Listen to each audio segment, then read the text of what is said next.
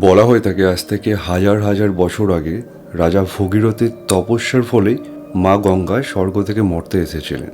কিন্তু মা গঙ্গার প্রবাহ বা স্রোত এতটাই তীব্র ছিল যে মহাদেব তার প্রবল স্রোত থেকে পৃথিবীকে রক্ষা করার জন্য মা গঙ্গাকে নিজের জটায় ধারণ করেছিলেন। এবং মহাদেব মা গঙ্গাকে জটায় ধারণ করার পরে মা গঙ্গা শান্ত হয়ে পৃথিবীতে নেমে এসেছিলেন।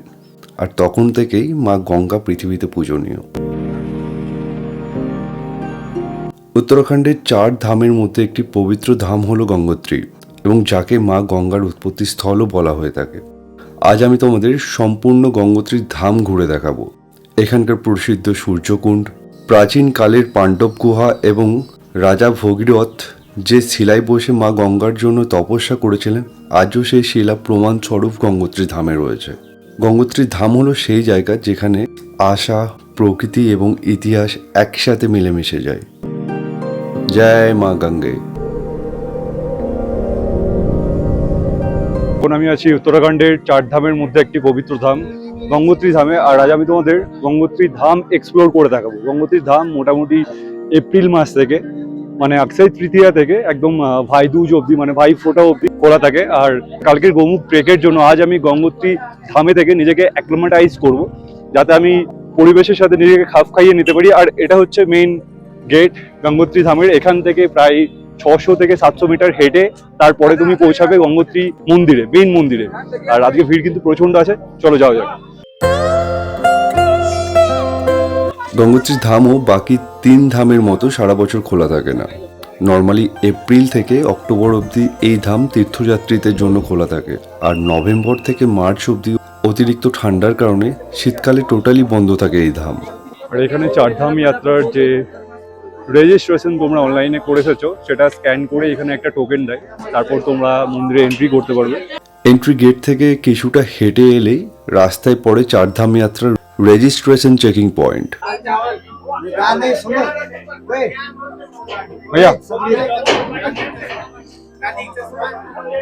ভিড় অতিরিক্ত হওয়ার কারণে স্ক্যানের পরে এক্সট্রা করে আর কোনো টোকেন দিচ্ছে না এখন।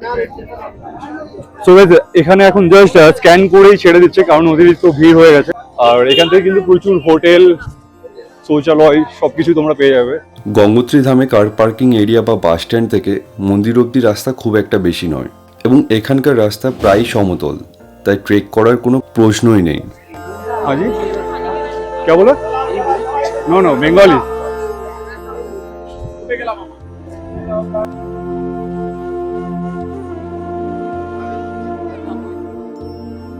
রেজিস্ট্রেশন চেকিং পয়েন্টের পর থেকেই একদম মন্দির অবধি রাস্তায় প্রচুর হোটেল, রেস্টুরেন্ট বা পাবলিক টয়লেট পেয়ে যাবে। তাছাড়াও এখানে রয়েছে পুজোর সামগ্রী কেনাকাটার প্রচুর দোকান।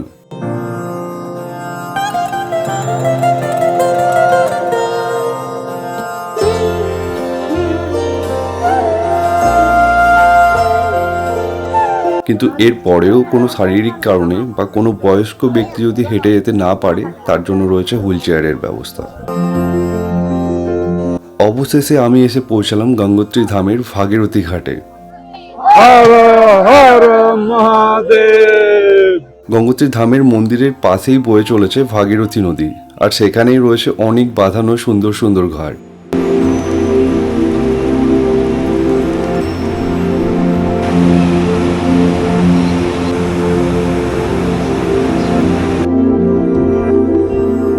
আর এখন যেহেতু গঙ্গোত্রী ধামের কপাট খুলে গেছে, তাই এখানে ভিড়ও বেশ ভালোই রয়েছে।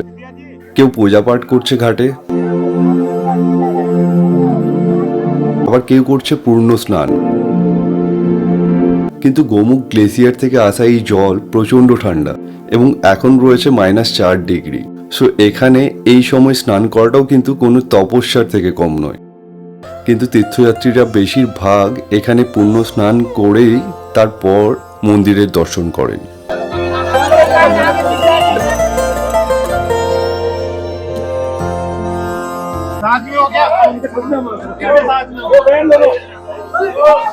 সো এই লাইনটা হচ্ছে ভিআইপি লাইন। এখানে কিন্তু রীতিমতো 700 টাকা দিয়ে একটা টিকিট করতে হয়, তারপরে এই লাইনে তুমি এন্ট্রি করতে পারবে, মানে এটা দিয়ে এন্ট্রি হবে তোমার। আর এই লাইনে কিন্তু কোনো ভিড় নেই, আর যেটা জেনারেল লাইন সেটাতে অবশ্যই ভিড় হবে। আর ওই নিয়েই তর্ক চলছে, দেখতে পাচ্ছ।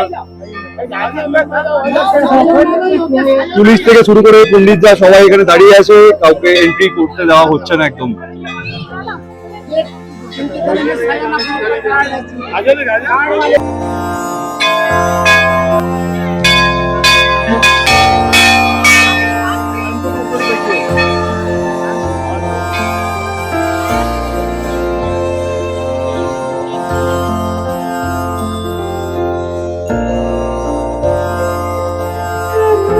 তো এই হচ্ছে গাইজ গঙ্গোত্রী ধামের মেইন মন্দির।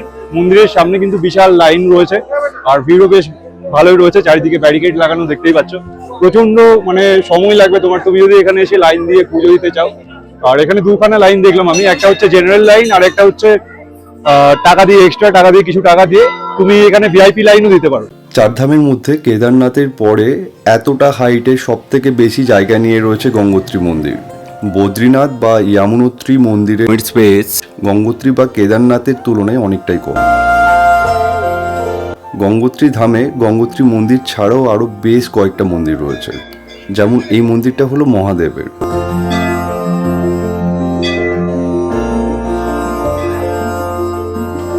আর তার ঠিক পাশেই রয়েছে বজরংবলীর মন্দির।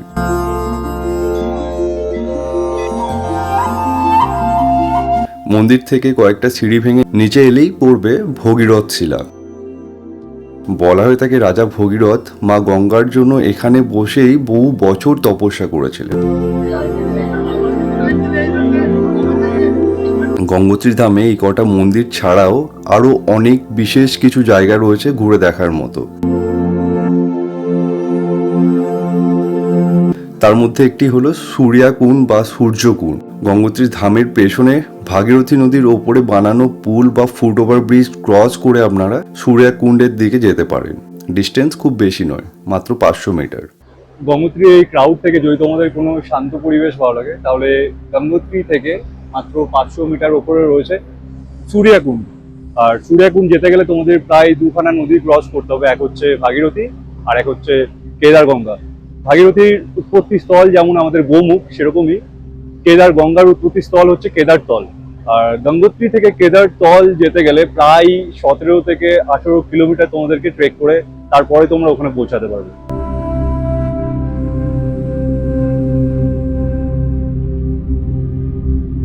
ভাগীরথীর থেকে কিন্তু কেদারতলের জল অনেকটাই পরিষ্কার এবং এখানে কিন্তু পাথরের কালারটাও টোটালি আলাদা, দেখতে পাচ্ছ। যেহেতু এটা সূর্যাকুণ্ড থেকে পড়ছে, তো পাথরের কালার গুলো কিন্তু একদম পুরো হলুদ হলুদ, মানে সোনালী কালারের একটা গোল্ডেন ব্যাপার রয়েছে এর মধ্যে।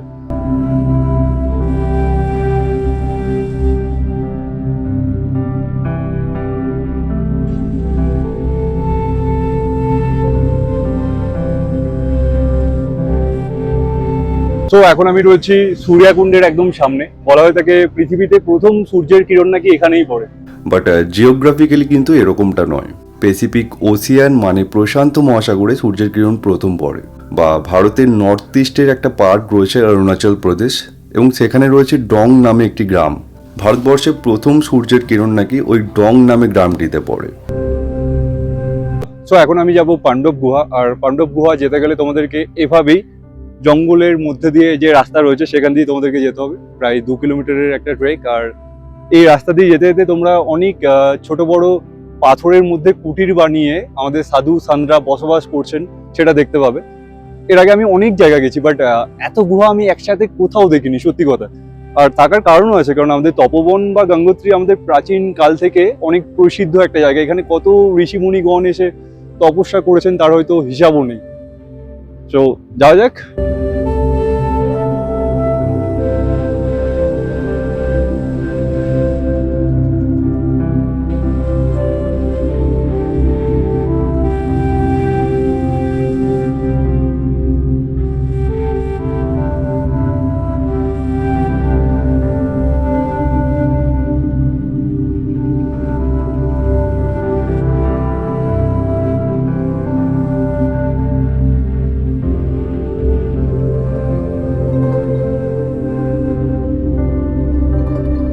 দেখছো এখানে কিন্তু ল্যান্ডস্লাইড হলো একটু আগেই। এই যে ধুলোগুলো উঠছে এগুলো পুরো ল্যান্ডস্লাইডের ধুলো। পাহাড়ি রাস্তায় এভাবে চলাটা সত্যি খুব ডিফিকাল্ট বা ভয়ঙ্কর একটা ব্যাপার। কখন কোনখান দিয়ে পাথর এসে পড়বে তোমার গায়ে বোঝা একদম মুশকিল।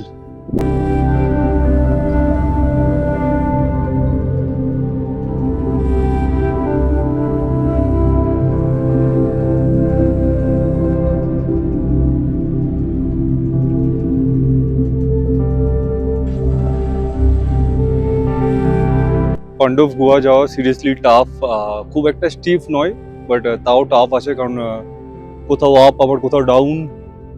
এখন আমি জঙ্গলের একটা জায়গায় এসে পুরোপুরি ফেসে গেছি, আমি বুঝতে পারছি না কোন দিক দিয়ে যাব। এখানে লেখা রয়েছে পাণ্ডব গুহা, ওখানে লেখা রয়েছে একটা অ্যারো, দেখতে পাচ্ছ দূরে, বাট ওই অ্যারোটা দুদিকেই রয়েছে ভাই। এদিকে একটা রাস্তা চলে গেছে আর এদিকেও একটা গেছে, সো আমি কনফিউজড। সামনে যাই হোক একজনকে পেয়েছি, ওনাকে জিজ্ঞাসা করা যাক কোন দিকে। নমস্তে, পাণ্ডব গুহা ইধার সে? यहाँ से वो आप गुफा मिलेगी पांडवों की। पांडव की गुहा इधर से, ओके थैंक यू।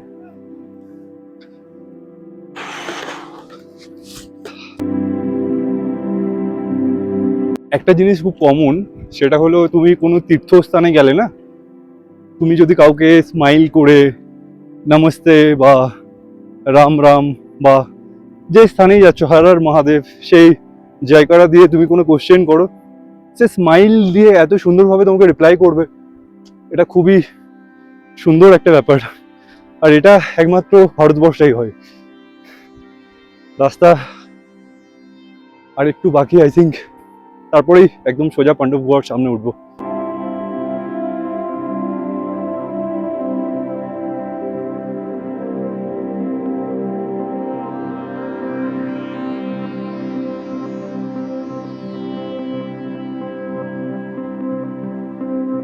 এখানে এরকম দু একটা অ্যারো রয়েছে, বাট এই অ্যারোগুলো খুবই কম, মানে প্রায় 400-500 মিটার দূরে দূরে হয়তো একটা অ্যারো পাবে, তাও ভালো করে বোঝা যাচ্ছে না কিছু কিছু জায়গায়। সো এটা খুবই টাফ খুঁজে বের করাটা, যদি এই জঙ্গলের মধ্যে তুমি কাউকে দেখতে না পাচ্ছ যারা পাণ্ডব গুফা ভিজিট করে ব্যাকে আসে। সো তোমাদেরকেও এভাবে জিজ্ঞাসা করে করেই যেতে হবে, বাট আমি এখনো গুফা দেখতে পাইনি, খুঁজে পাচ্ছি না। ম্যাপে দেখালো এই আশেপাশে, যাই হোক এখানে কিন্তু ফোনের নেটওয়ার্ক আছে ফুল, এয়ারটেল এবং জিওর।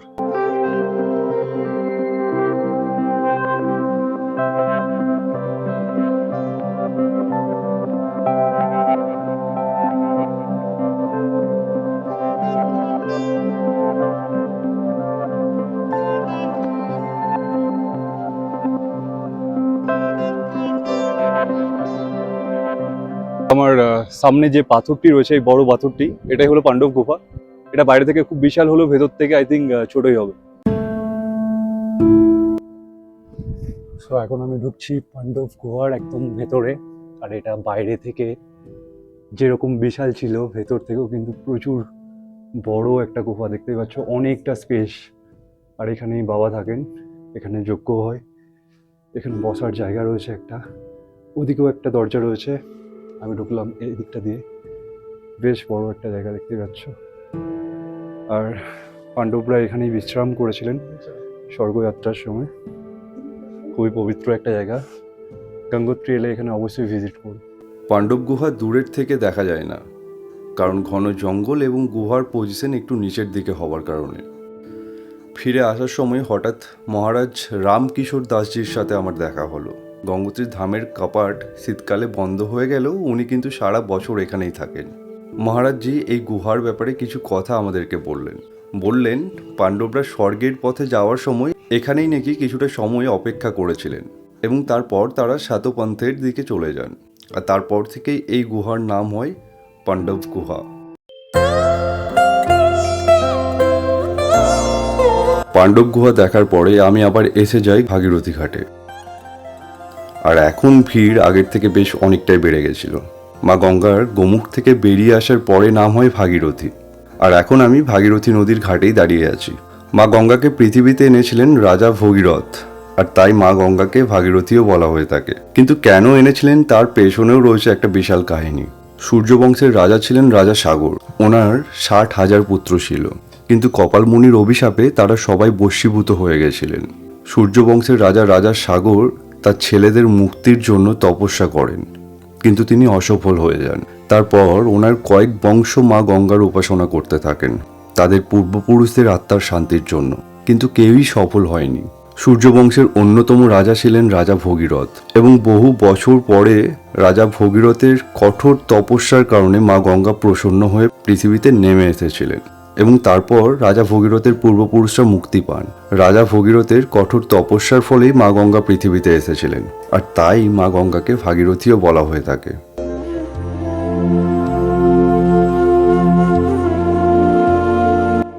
ভাগীরথী নদীর ঘাটে বসে গঙ্গোত্রী ধাম থেকে ভগীরথ পর্বতের ওপর পড়া সূর্যের শেষ কিরণ দেখার মজাই আলাদা। গঙ্গোত্রী ধাম এলে বিকালের এই সূর্যাস্ত একদম মিস করবেন না। উত্তরাখণ্ডের কিছু জায়গা এমনও আছে ওপরে যাওয়ার আগে একবার হলেও তার দর্শন করে যাব, আর সেই লিস্টের মধ্যে একটি হলো গঙ্গোত্রী ধামে বসে মা গঙ্গার আরতি দেখা। কারণ বেনারস বা হরিদ্বারে আরতি আমি অনেকবার দেখেছি, কিন্তু যেখান থেকে মা গঙ্গার শুরু সেখানে আরতি দেখার অনুভব একদমই আলাদা।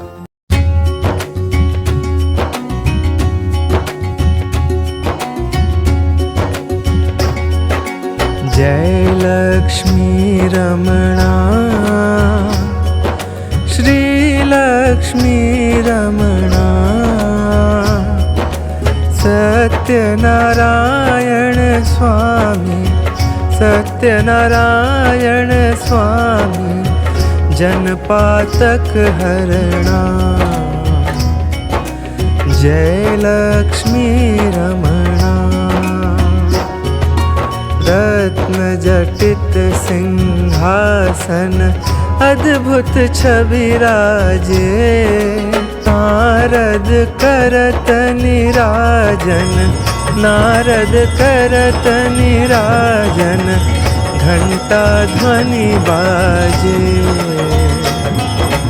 जय लक्ष्मी रमणा प्रकट भय कलि कारण द्विज को दरस दियो बूढ़े ब्राह्मण बन कर बूढ़े